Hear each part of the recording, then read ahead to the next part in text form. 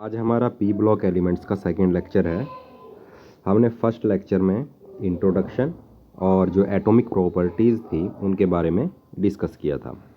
आज हम डिस्कस करेंगे फिज़िकल प्रॉपर्टीज़ और केमिकल प्रॉपर्टीज़।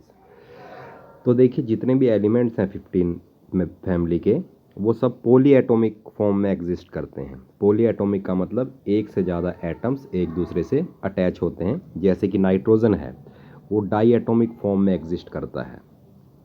डाई एटॉमिक मतलब दो एटम्स आपस में अटैच्ड होते हैं, जिसे आप N2 की फॉर्म में लिख सकते हैं। उसी तरह से फॉस्फोरस है, फॉस्फोरस भी P4 की फॉर्म में एग्जिस्ट करता है। उसी तरह से जो दूसरे एलिमेंट्स हैं आपके, जैसे आर्सेनिक है, एंटीमनी है और बिस्मथ हैं, ये भी आपके पॉली एटॉमिक फॉर्म में एग्जिस्ट करते हैं। केवल डाई नाइट्रोजन ही आपकी गैस है, बाकी जितने भी एलिमेंट्स हैं वो सभी क्या हैं, आपके सॉलिड्स हैं। अब जो मेटेलिक करैक्टर है वो इंक्रीज करता है down the group. Metallic character का मतलब होता है आपका एलिमेंट बिहेव करता है मेटल की तरह। मेटल क्या होता है, जो इलेक्ट्रॉन क्या करे, लूज़ करे। अगर मैं इलेक्ट्रॉन्स की टर्म्स में बताऊं, तो जब भी आप पीरियोडिक टेबल में ऊपर से नीचे की तरफ जाते हो, तो जो आयोनाइजेशन एनर्जी है, वो एनर्जी जो इलेक्ट्रॉन को निकालने के लिए चाहिए, वो क्या होती रहती है, डिक्रीज होती रहती है। तो अगर आयोनाइजेशन एनर्जी डिक्रीज होगी तो मेटेलिक करैक्टर इंक्रीज होगा। ये बात आपने ध्यान रखनी है। तो नाइट्रोजन और जो फॉस्फोरस है, इनकी जो आयनाइजेशन एनर्जी है वो बहुत ज़्यादा है, जिसके कारण ये इलेक्ट्रॉन लूज नहीं कर सकते और ये बिहेव करते हैं नॉन मेटल की तरह। आर्सेनिक और एंटीमनी ये आपके मेटलॉइड्स हैं, और जो आपका बिस्मथ है, जिसका साइज़ बहुत बड़ा है, वो आसानी से इलेक्ट्रॉन लूज कर सकता है और वो बिहेव करेगा मेटल की तरह। ठीक है, तो this is due to decrease in ionization enthalpy and increase in atomic size. इसके बाद बात आती है जो आपके नाइट्रोजन फैमिली है, उसके जो एलिमेंट्स हैं उनके मेल्टिंग पॉइंट और उनके बॉइलिंग पॉइंट किस तरह वेरी करते हैं इस ग्रुप में। तो अगर मैं वेरिएशन देखूं इनका मेल्टिंग पॉइंट और बॉइलिंग पॉइंट का, तो देखिए ज़रा, यहाँ पर आपको एक सारणी दिखाई दे रही है। तो सबसे पहले मैं इसमें मेल्टिंग पॉइंट की बात करूँगा। तो मेल्टिंग पॉइंट देखिए, नाइट्रोजन का सबसे कम है। ठीक है, ये है 63 केल्विन। क्यों है 63 केल्विन? क्योंकि ये एक गैस है। ठीक है, गैस की फॉर्म में एग्जिस्ट करती है और इसका मेल्टिंग पॉइंट इस कारण क्या होगा, सबसे कम होगा। और ये डाई एटॉमिक फॉर्म में भी एग्जिस्ट करती है, और इनके जो डिफरेंट डाई नाइट्रोजन के मॉलिक्यूल्स हैं, इनके बीच में जो इंट्रैक्शंस होते हैं बहुत कम होते हैं, बहुत वीक होते हैं, क्योंकि नाइट्रोजन का साइज़ भी कैसा होता है, बहुत छोटा होता है। उसके बाद अगर हम जाएं फॉस्फोरस और आर्सेनिक पर, तो यहाँ पर देखिए जो मेल्टिंग पॉइंट है वो इंक्रीज़ हो रहा है। ठीक है, जो फॉस्फोरस है उसका मेल्टिंग पॉइंट 317 केल्विन है, और जो आर्सेनिक है उसका जो मेल्टिंग पॉइंट है वो है 1089। अब देखिए, जो मेल्टिंग पॉइंट है वो डिपेंड करता है स्ट्रक्चर पे। ठीक है, कि जो आपके एलिमेंट्स हैं वो किस प्रकार पैक्ड हैं। ठीक है, अगर वो क्लोजली पैक्ड हैं तो इससे क्या होगा, मेल्टिंग पॉइंट क्या हो जाएगा, बढ़ जाएगा। ठीक है, जो आर्सेनिक है आपका और जो फॉस्फोरस है, ये आपके 5 कोवलेंट बॉन्ड बना सकते हैं। ठीक है, और जब ये कोवलेंट बॉन्ड बनाते हैं तो ये एक दूसरे के साथ पैक हो जाते हैं। जो डिफरेंट एटम्स हैं वो क्या हो जाते हैं, पैक हो जाते हैं। ठीक है, तो जो आर्सेनिक हैं उसमें जो आर्सेनिक के एटम्स हैं, these are more closely packed than phosphorus. तो सीधी सी बात है कि जो आर्सेनिक के जो एटम्स हैं जो एक दूसरे से अटैच्ड हैं, उनको अलग करने के लिए आपको ज़्यादा एनर्जी देनी पड़ेगी, जिससे क्या होगा, इनका जो मेल्टिंग पॉइंट है वो क्या होगा, ज़्यादा होगा। लेकिन यदि आप आर्सेनिक से एंटीमनी और बिस्मथ पे जाएं, तो आप यहाँ पर देखोगे कि जो मेल्टिंग पॉइंट है वो क्या हो रहा है, कम हो रहा है। इसका क्या रीज़न है? इसका रीज़न है inert pair effect. Inert pair effect, इसको आपने याद रखना है। ठीक है। ये इनर्ट पेयर इफेक्ट क्या होता है, चलिए इसके बारे में डिस्कस करते हैं। तो सबसे पहले आप इनका इलेक्ट्रॉनिक कॉन्फ़िगरेशन देखिए, एंटीमनी और बिस्मथ का। देखिए एंटीमनी का जो लास्ट इलेक्ट्रॉनिक कॉन्फ़िगरेशन है वो है 5s2 5p3, और जो बिस्मथ है उसका है 6s2 6p3। इन सब के वैलेंस शेल में 5-5 इलेक्ट्रॉन है, ठीक है। तो अभी हमने बात करी थी जो फॉस्फोरस और आर्सेनिक है वो कितने बॉन्ड बनाते हैं, टोटल 5 कोवलेंट बॉन्ड्स बनाते हैं, क्योंकि इनके बाहर वाले शेल में 5 इलेक्ट्रॉन प्रेजेंट हैं। लेकिन अगर मैं बात करूं एंटीमनी और बिस्मथ की, तो ये केवल कितने कोवलेंट बॉन्ड बनाते हैं, 3 कोवलेंट बॉन्ड। अब क्यों बनाते हैं 3 कोवलेंट बॉन्ड, इसका रीज़न अभी बताया था हमने, क्या था, इनर्ट पेयर इफेक्ट।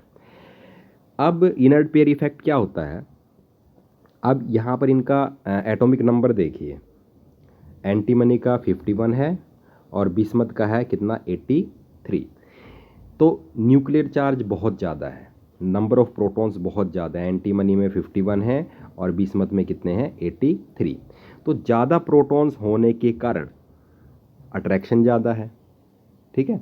तो इसमें जो s इलेक्ट्रॉन्स हैं और जो p इलेक्ट्रॉन्स हैं, इनका जो अरेंजमेंट होता है वो इस तरह से होता है कि जो s इलेक्ट्रॉन्स होते हैं वो न्यूक्लियस के ज़्यादा क्लोज होते हैं, ठीक है, एज कंपेयर टू कौन से इलेक्ट्रॉन्स, p इलेक्ट्रॉन्स। तो ये जो 2 इलेक्ट्रॉन्स प्रेजेंट हैं 6s में और 5s में, these are more attracted towards nucleus. Nucleus और इलेक्ट्रॉन जो एस वाले हैं ज़्यादा अट्रैक्शन होती है, जिसके कारण ये बॉन्डिंग में पार्टिसिपेट नहीं करते, ठीक है। तो जब ये 2-2 इलेक्ट्रॉन बॉन्डिंग में पार्टिसिपेट नहीं करेंगे तो केवल 3-3 इलेक्ट्रॉन ही रह जाएंगे जो बॉन्डिंग में पार्टिसिपेट करेंगे, जिससे क्या होगा, केवल ये 3 कोवलेंट बॉन्ड ही बना पाएंगे। तो आप ये बात देख सकते हो कि जो मेल्टिंग पॉइंट है वो एकदम क्या हो गया, डिक्रीज हो गया। क्यों डिक्रीज हो गया, क्योंकि ये केवल 3 ही कोवलेंट बॉन्ड बना सकते हैं due to inert pair effect. Inert pair effect की क्या डेफिनेशन है, द रिलक्टेंस, रिलक्टेंस का मतलब प्रतिरोध या फिर किसी चीज़ में पार्टिसिपेट ना करना, the reluctance of s electrons to participate in a reaction, ठीक है, या इन बॉन्डिंग। बॉन्डिंग में जब एस इलेक्ट्रॉन रिएक्शन करने से पार्टिसिपेट करने से क्या करते हैं, बंद कर दें, तो उसको हम बोलेंगे इनर्ट पेयर इफेक्ट, ठीक है। तो बिस्मथ का सबसे कम क्यों है, क्योंकि इसमें जो फोर्स ऑफ अट्रैक्शन होंगे वो क्या होंगे, सबसे कम होंगे। तो आर्सेनिक, इसका मेल्टिंग पॉइंट कैसा होगा, सबसे ज़्यादा होगा। अब हम बात करते हैं बॉइलिंग पॉइंट की। अब बॉइलिंग पॉइंट देखिए ज़रा, जो नाइट्रोजन है उसका 77.2 केल्विन है, सबसे कम है, ठीक है। जैसे आप नाइट्रोजन से बिस्मथ की तरफ जाओगे तो जो एटॉमिक साइज है, एटॉमिक साइज वो क्या करेगा, इंक्रीज करेगा, ठीक है। एटॉमिक साइज इंक्रीज करेगा तो जो वंडरवाल फोर्सेस हैं, वंडरवाल फोर्सेस वो भी क्या करेंगे, इंक्रीज करेंगे, ठीक है। क्योंकि वंडरवाल फोर्सेस डिपेंड करते हैं किस पर, साइज पर, ठीक है। तो जितने ज़्यादा वंडरवाल फोर्सेस होंगे उतना ही ज़्यादा आपको क्या करना पड़ेगा, आपका जो एलिमेंट है कि जो एटम्स हैं, ठीक है, उनको क्या करना पड़ेगा, उतना ही ज़्यादा हीट करना पड़ेगा। और जितना ज़्यादा हीट करना पड़ेगा तो उसका बॉइलिंग पॉइंट क्या होगा, सब उतना ही ज़्यादा होगा। तो बिस्मथ है, ठीक है, बिस्मथ का देखिए 1837 और 1860, इनका लगभग एक जैसा ही है, ठीक है, क्योंकि साइज़ भी इनका लगभग ज़्यादा फर्क नहीं है साइज़ में भी, ठीक है। तो 77.2 किसका है, नाइट्रोजन का, क्योंकि इसका साइज़ सबसे छोटा है, ठीक है। देखो फिर बढ़ गया, फिर बढ़ गया, फिर बढ़ गया, और यहाँ पर लगभग क्या है, नियरली सेम है due to presence of d and f electrons, ठीक है। तो बॉइलिंग पॉइंट बढ़ेगा, क्यों बढ़ेगा, क्योंकि साइज बढ़ने के साथ वंडरवाल फोर्सेस भी क्या होते हैं, इंक्रीज होते हैं। तो हाँ, तो इसके बाद आते हैं आपके एक्सेप्ट नाइट्रोजन, नाइट्रोजन को छोड़ के जितने भी एलिमेंट्स हैं वो सभी क्या शो करते हैं, एलोट्रोपी। ठीक है, एलोट्रोप्स क्या होते हैं, ये एक ही तरह के एटम से बने होते हैं जिनकी जो फिजिकल प्रॉपर्टी है, फिजिकल प्रॉपर्टी वो तो होती है डिफरेंट, ठीक है, लेकिन इनकी जो केमिकल प्रॉपर्टी होती है वो कैसी होती हैं, सेम। इनको बोलते हैं हम एलोट्रोप्स, बने होते हैं सेम ही एटम से। ठीक है, जैसे आपने याद कर रखी है, चीज़ पढ़ रखी है कि जो कार्बन है, कार्बन के दो एलोट्रोप हैं, एक तो डायमंड है और एक ग्रेफाइट। ठीक है, जो डायमंड और जो ग्रेफाइट हैं ये बने हैं कार्बन से ही। ठीक है, लेकिन जो डायमंड है वो बहुत ज़्यादा हार्ड है और ग्रेफाइट क्या है, बहुत सॉफ्ट है। तो फिजिकल प्रॉपर्टी देखो कैसी होगी, डिफरेंट होगी, लेकिन जो केमिकल प्रॉपर्टी होगी वो होगी सेम। अगर दोनों को आप ऑक्सीजन की प्रेजेंस में बर्न करोगे तो दोनों ही जलने के बाद क्या देंगे आपको, कार्बन डाइऑक्साइड।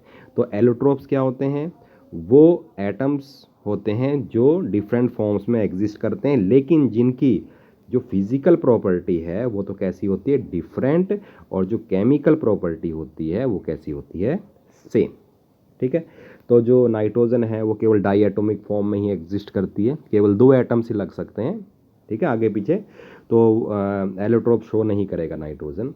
जो आपका फॉस्फोरस है उसकी 3 एलोट्रोपिक फॉर्म्स हैं। जो आपका फॉस्फोरस पी वो 3 एलोट्रोप्स फॉर्म में एग्जिस्ट करता है, एक वाइट है, एक रेड है और एक ब्लैक है।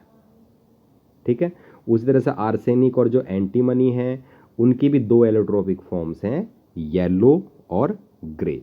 तो ये चीज़ आपने ध्यान रखनी है। अब इसके बाद आती हैं आपकी oxidation states and trends in chemical reactivity. तो सबसे पहले मैं ये डिस्कस करना चाहूँगा कि ऑक्सीडेशन स्टेट हम बोलते किसे हैं और ये कैसे आती हैं। मान लीजिए आपके पास दो एलिमेंट्स हैं, एक्स और वाई, दोनों की इलेक्ट्रोनेगेटिविटी में डिफरेंस है। ठीक है, वाई की मान लीजिए इलेक्ट्रोनेगेटिविटी ज़्यादा है और एक्स की इलेक्ट्रोनेगेटिविटी कम है। तो इससे क्या होगा कि जो इलेक्ट्रॉन है एक्स और वाई के बीच में, जो इलेक्ट्रॉन पेयर जो उन्होंने शेयरिंग कर रखी है, वो किसकी तरफ शिफ्ट हो जाएगा, वाई की तरफ। ठीक है, तो जब वाई की तरफ इलेक्ट्रॉन शिफ्ट हो जाएगा तो वाई पे चार्ज आ जाएगा नेगेटिव और एक्स पे आ जाएगा पॉजिटिव। तो ये जो चार्ज है, जो इलेक्ट्रोनेगेटिविटी डिफरेंस के कारण आया है, इसी को बोलते हैं हम ऑक्सीडेशन स्टेट। ठीक है, तो जो कॉमन ऑक्सीडेशन स्टेट है नाइट्रोजन फैमिली की वो है -3, +3 और +5। ठीक है, the tendency to exhibit -3 oxidation state वो डिक्रीज करती है डाउन द ग्रुप। ठीक है, तो देखिए जितना छोटा साइज होता है एलिमेंट का, ये चीज़ आपने ध्यान रखनी, हमने इलेक्ट्रोनेगेटिविटी में डिस्कस करी थी कि जितना छोटा साइज होता है उसकी इलेक्ट्रोनेगेटिविटी उतनी ज़्यादा होती है। ठीक है, स्मॉल साइज हाई इलेक्ट्रोनेगेटिविटी। ठीक है, तो सबसे जो छोटा साइज है वो किसका है, नाइट्रोजन का। ठीक है, नाइट्रोजन का साइज सबसे छोटा है तो इसकी इलेक्ट्रोनेगेटिविटी सबसे ज़्यादा है। इलेक्ट्रोनेगेटिविटी का मतलब इसकी इलेक्ट्रॉन खींचने की टेंडेंसी सबसे ज़्यादा है। तो नाइट्रोजन -3 ऑक्सीडेशन स्टेट शो करता है, बहुत ज़्यादा टेंडेंसी है इसकी कि ये कौन सी स्टेट शो करे, -3। ठीक है, लेकिन जैसे जैसे आप ऊपर से नीचे जाओगे, जैसे नाइट्रोजन के बाद कौन सा आता है आपका, फॉस्फोरस आता है, या फिर आपका आर्सेनिक आता है, एंटीमनी आता है, और लास्ट में कौन सा आता है, बिस्मथ। तो जैसे जैसे नीचे की तरफ जाओगे तो इलेक्ट्रोनेगेटिविटी क्या होती रहती है, डिक्रीज। तो इलेक्ट्रॉन खींचने की टेंडेंसी कम होती रहती है। ठीक है, तो -3 जो ऑक्सीडेशन स्टेट है वो भी शो करने की टेंडेंसी क्या होती रहेगी, डिक्रीज होती रहेगी। जो बिस्मथ है ये तो मेटल है, ठीक है, इसकी तो इलेक्ट्रॉन खींचने की टेंडेंसी है ही नहीं, ये तो माइनस शो करता ही नहीं, बहुत कम शो करता है। ये अधिकतर कौन सी शो करता है, +3, प्लस में शो करेगा, क्योंकि ये क्या है आपका मेटल है, इसमें कौन सा करेक्टर है, मेटेलिक करेक्टर है। तो हम यहाँ पर आ रहे थे, the tendency to exhibit -3 oxidation state decrease down the group due to increase in size and metallic character. In fact जो आपका लास्ट मेंबर है बिस्मथ, वो बहुत ही कम शो करता है कौन सी स्टेट, -3 स्टेट। ठीक है। उसी तरह से जो स्टेबिलिटी है +5 ऑक्सीडेशन स्टेट की, वो भी डिक्रीज होती रहती है डाउन द ग्रुप। ठीक है। It is due to inert pair effect, ये मैंने आपको बताया था। ठीक है। ऊपर वाले एलिमेंट तो 5 बॉन्ड बनाते हैं, लेकिन नीचे वाले एलिमेंट इनर्ट पेयर इफेक्ट के कारण केवल कितने बॉन्ड बना पाते हैं, केवल 3 बॉन्ड। ठीक है। तो जो +5 ऑक्सीडेशन स्टेट शो करने की टेंडेंसी वो क्या होती रहेगी, डिक्रीज होती रहेगी। और कौन सी इंक्रीज होएगी, +3 ऑक्सीडेशन स्टेट शो करने की tendency. The stability of +5 oxidation state decrease and +3 increase due to inert pair effect. Besides +5 oxidation state, +5 के साथ साथ नाइट्रोजन +1, +2, +4 ऑक्सीडेशन स्टेट करता है जब ये रिएक्ट करता है किससे, ऑक्सीजन से। ठीक है। ऑक्सीजन से रिएक्ट करने के बाद देखिए NO बनाता है। ठीक है। NO में N की ऑक्सीजन स्टेट कितनी है, +2। ये आपको ऑक्सीडेशन स्टेट निकालनी आती है। ऑक्सीजन की -2 है, इसके कारण नाइट्रोजन की कितनी होगी, +2। उसी तरह से N2O, ठीक है, इसमें नाइट्रोजन की प्लस ऑक्सीडेशन स्टेट कितनी है, +1 है। उसी तरह से N2O4, N2O5, इसमें भी जो ऑक्सीडेशन स्टेट आएंगी इसकी नाइट्रोजन की, वो कैसी आएंगी, पॉजिटिव ही आएंगी। However it does not form compound in +5 oxidation state. बहुत इंपॉर्टेंट क्वेश्चन है ये, कि नाइट्रोजन +5 ऑक्सीडेशन स्टेट शो नहीं करता। क्यों नहीं करता, क्योंकि इसके पास d ऑर्बिटल्स प्रेजेंट नहीं है। ठीक है।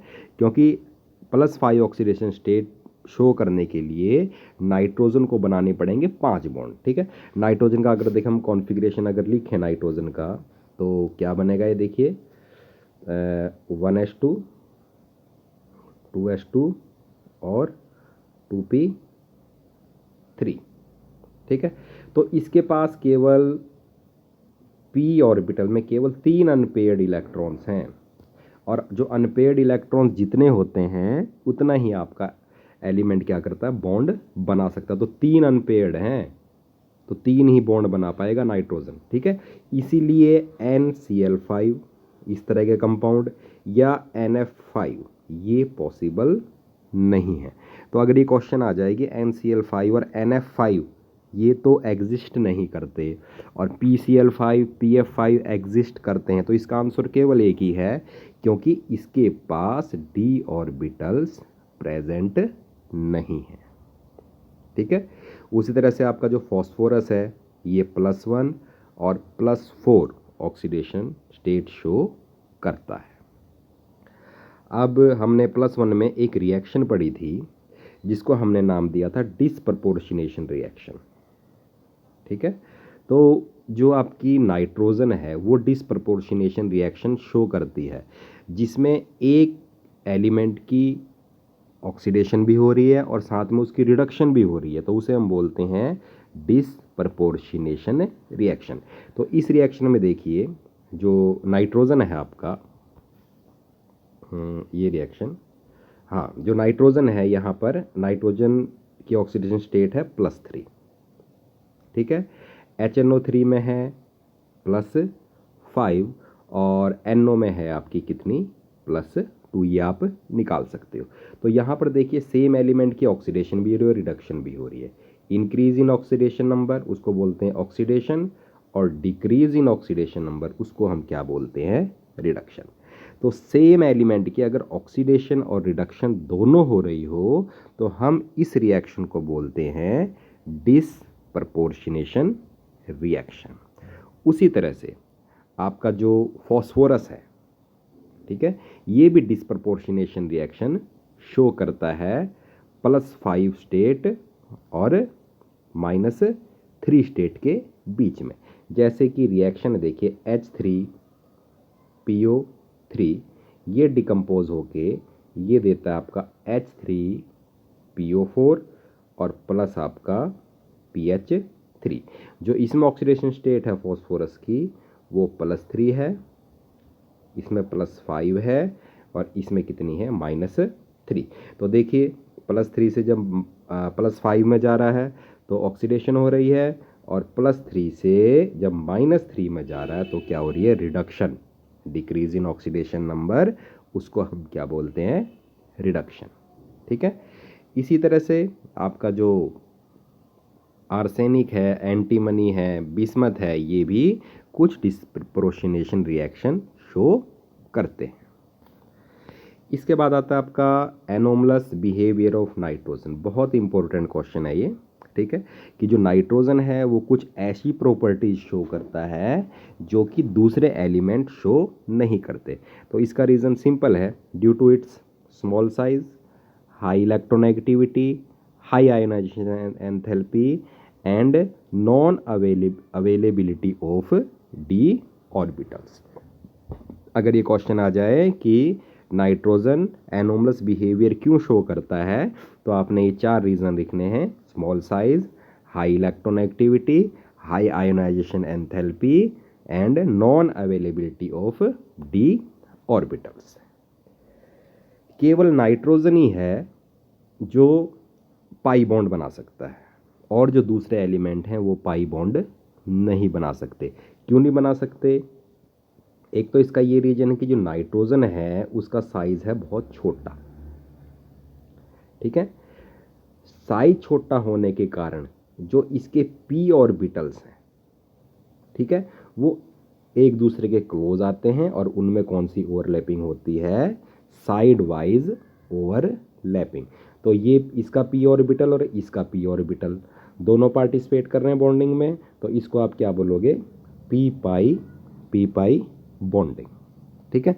लेकिन जो दूसरे एलिमेंट्स हैं नाइट्रोजन को छोड़ के, जैसे आपका फॉस्फोरस है, ठीक है, अगर मैं फॉस्फोरस की बात करूं तो फॉस्फोरस की इलेक्ट्रोनेगेटिविटी ज़्यादा नहीं है, तो ये एटम एक दूसरे के ज़्यादा क्लोज नहीं आ सकते। तो ज़्यादा क्लोज नहीं आ सकते तो इनके जो पी ऑर्बिटल्स हैं इनमें भी ओवरलैपिंग नहीं हो सकती, जिसके कारण ये सभी सिंगल बॉन्ड बनाते हैं। केवल नाइट्रोजन ही कौन से बॉन्ड बनाता है, पाई बॉन्ड बनाता है, ठीक है। तो ये अगर क्वेश्चन आ जाए कि नाइट्रोजन ही पी पाई बॉन्ड क्यों बनाता है तो इसका क्या रीज़न है, it is due to its small size and high electronegativity, ठीक है। हैवियर एलिमेंट जो दूसरे एलिमेंट रह गए वो पी पाई बॉन्ड नहीं बना पाते। क्यों नहीं बना पाते? क्योंकि उनका साइज कैसा है, लार्ज है, और जो इलेक्ट्रॉन्स हैं उनके वो डिफ्यूज्ड हैं। डिफ्यूज्ड का मतलब बहुत दूर दूर तक फैले हुए हैं, जिसके कारण उनमें ओवरलैपिंग नहीं हो पाती, ठीक है। तो इसलिए वो केवल कौन से बॉन्ड बनाते हैं, सिंगल बॉन्ड, ठीक है। P single bond P, S single bond S, antimony भी सिंगल बॉन्ड बनाएगा, ठीक है।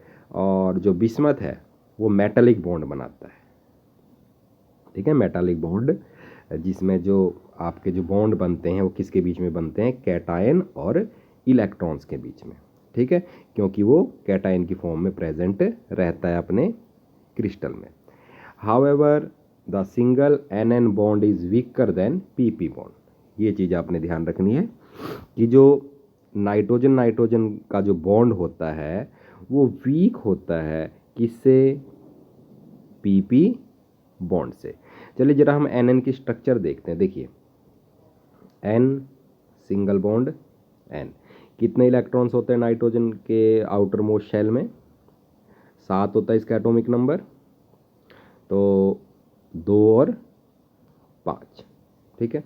चलिए इलेक्ट्रॉन बना लेते हैं, 1 2 3 4 5, इसी तरह से इसके ऊपर भी बना लेते हैं, 1 2 3 4 और 1 5।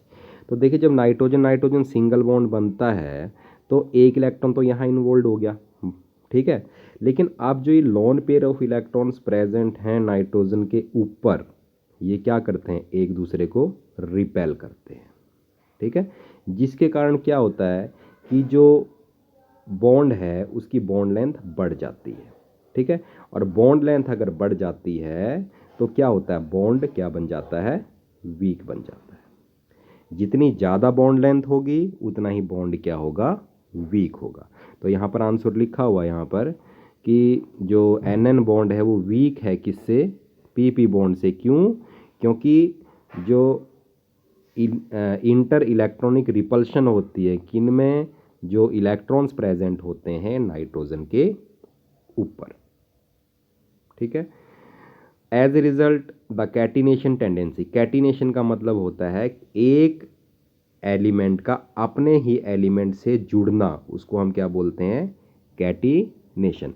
Tendency is weaker in nitrogen. तो अगर ये क्वेश्चन आ जाए कि नाइट्रोजन की जो कैटिनेशन पावर है वो कम है और फॉस्फोरस की ज़्यादा है, तो इसमें आंसर केवल यही आएगा कि जो नाइट्रोजन के ऊपर जो lone pair of electron present हैं उनमें रिपल्शन होती है, जिसके कारण बॉन्ड क्या हो जाता है, वीक हो जाता है। जितना स्ट्रॉन्ग बॉन्ड होगा उतनी ही ज़्यादा कौन सी पावर होगी, उसकी कैटिनेशन पावर होगी। Another factor which affect the chemistry of nitrogen, वो ये है कि इसके पास वैकेंट डी ऑर्बिटल्स प्रेजेंट नहीं है। अगर मैं नाइट्रोजन का कॉन्फ़िगरेशन लिखूं तो 1s2 2s2 और 2p3 ये नाइट्रोजन का है, ठीक है।